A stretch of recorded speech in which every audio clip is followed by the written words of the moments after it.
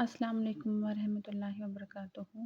الصلاۃ والسلام علیک یا رسول اللہ وعلی آلک و اصحابک یا حبیب اللہ۔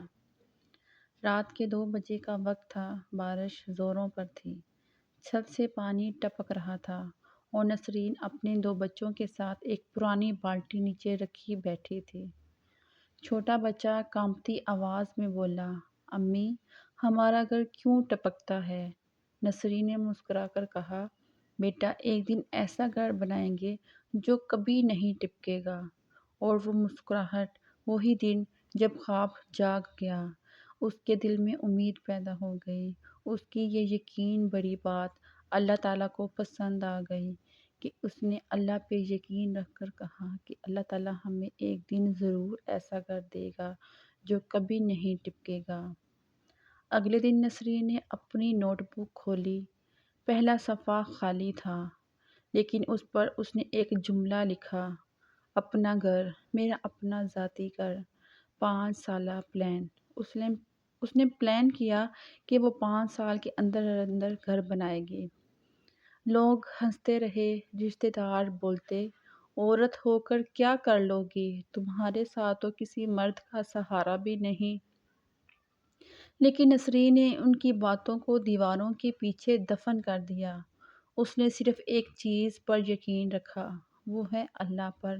اس نے اپنے اللہ پر بھروسہ رکھا کہ اللہ تعالیٰ فرماتے ہیں کہ تو ہمت تو کر، میں تیرے ساتھ ہوں، میں بس اپنا کام کر رہی ہوں، جتنا میرے سے ہو سکے گا میں اتنا کام کر رہی ہوں۔ اس کے بعد مجھے اس رب پر یقین ہے کہ اگر نیت سچی ہو تو رب راستہ خود بخود بنا دیتا ہے۔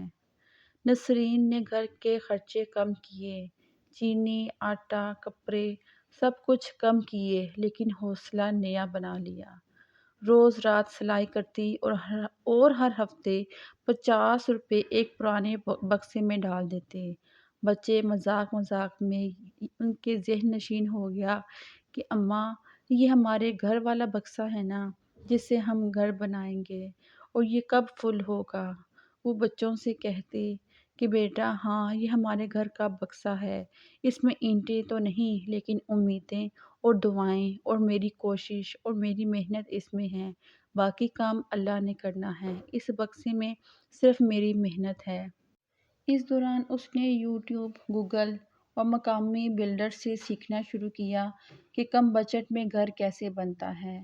علم، صبر پلس پلان، یہی اس کا فارمولا تھا کہ اس کو نالج ہونا چاہیے اور صبر رکھنا چاہیے، اور پلاننگ کے ساتھ اس نے کام کیا، اللہ پہ بھروسہ کیا، اللہ کے بتائے ہوئے اصول کے مطابق خود ہمت کی، خود محنت کی اور اللہ پہ یقین رکھا۔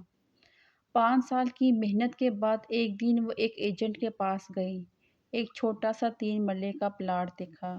لوگ بولے یہ جگہ تو ویران ہے، لیکن نسرین نے زمین پر ہاتھ رکھا اور کہا، ابھی ویران ہے، کل آباد ہو جائے گی انشاءاللہ۔ پہلی قسط جمع کرائی، پھر باقی رقم آہستہ آہستہ قسطوں میں جمع کرواتی رہی، اور جب پہلی اینٹ رکھی گئی تو اس کے آنسو زمین پر گرے۔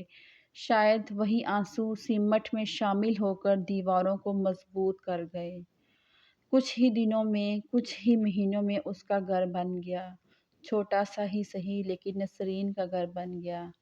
نسرین کی کہانی صرف اس کی نہیں، یہ ہر انسان کی کہانی ہے جو کرائے کے گھر سے نکل کر اپنے گھر کا خواب دیکھتا ہے۔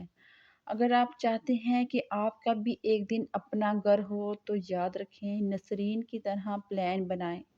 پلان کے بغیر کچھ بھی نہیں ہو سکتا۔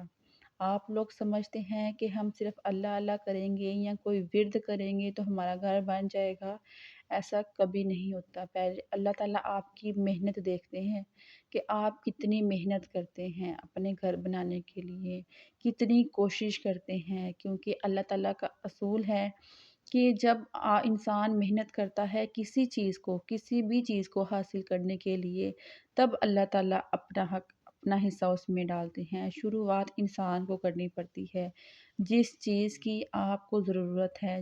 کامیابی کے لیے چھوٹی سی چیزیں ضروری ہیں۔ خواب لکھیں، جو لکھا جائے وہ حقیقت کے قریب ہو جاتا ہے۔